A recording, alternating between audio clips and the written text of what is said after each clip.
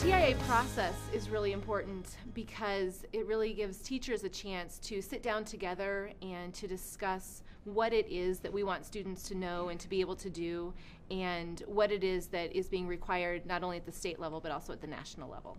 At first, last year in the process, we thought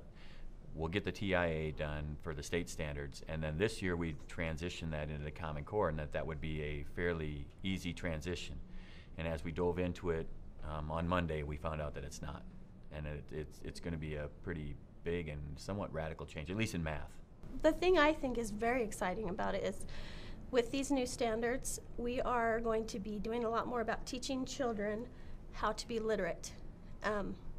Lots more literacy strands through all of our education, which is the way, I mean, we as teachers do that, but the literacy standards are going to be there, and it's not going to be so much rote memorization, but lots of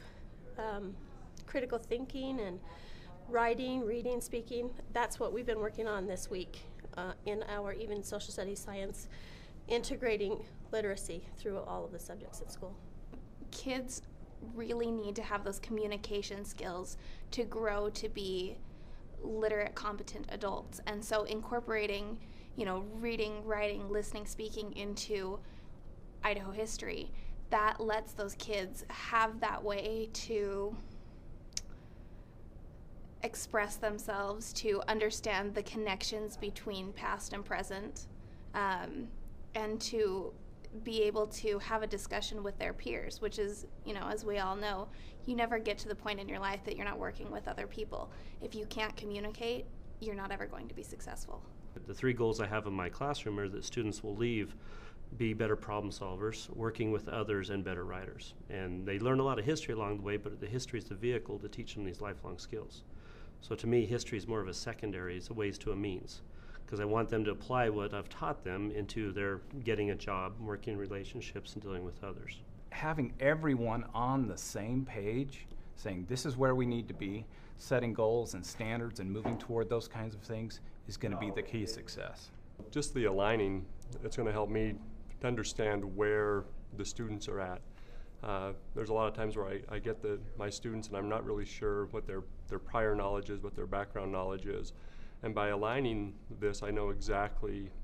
what they've learned the year before, the semester before, as the case may be, in some of my classes, and and kind of be able to build off that and scaffold off their prior knowledge into new information. I think that if teachers in the state are working together to do this process, that when students are moving from grade to grade, I think it will feel more organized and more purposeful to the students, and it would maybe flow better,